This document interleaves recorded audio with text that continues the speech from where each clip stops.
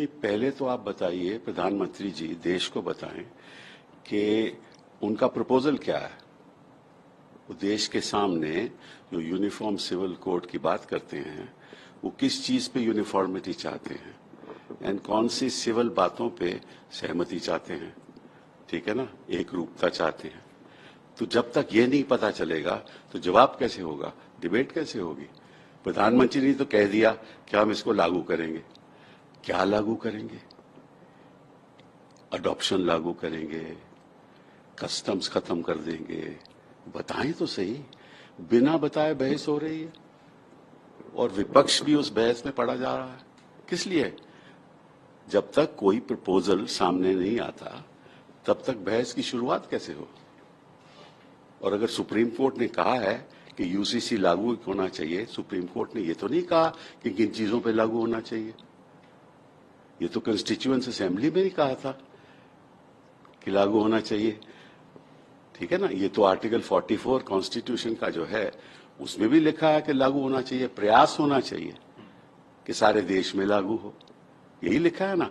But क्या लागू हो, कौन सी चीज हो लागू हो, एक रूपता किस चीज पे हो, ये तो ना प्रधानमंत्री जी बताते हैं, शायद उनको बताया नहीं हुआ होगा कि किस चीज की बात हो रही है।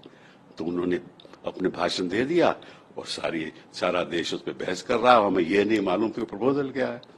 जहां तक उत्तराखंड की बात है, वो तो लागू हो ही नहीं सकता, क्योंकि जो आर्टिकल 44 वो कहता है कि प्रयास होना चाहिए कि सारे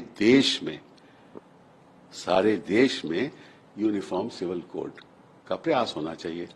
तो उत्तराखंड का जो यूनिफॉर्म सिविल कोड है वो तो सारे देश में लागू नहीं हो सकता ना, क्योंकि आपको मालूम है कि दी असेंबली की जो पावर्स हैं वो तो उत्तराखंड की बाउंड्री से सीमित है।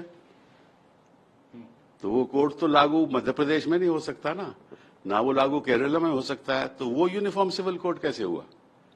अब जिन चीजों पे लोगों को मालूम ही नहीं, कानून ही नहीं मालूम, सब्सटेंस क्या है यही नहीं मालूम।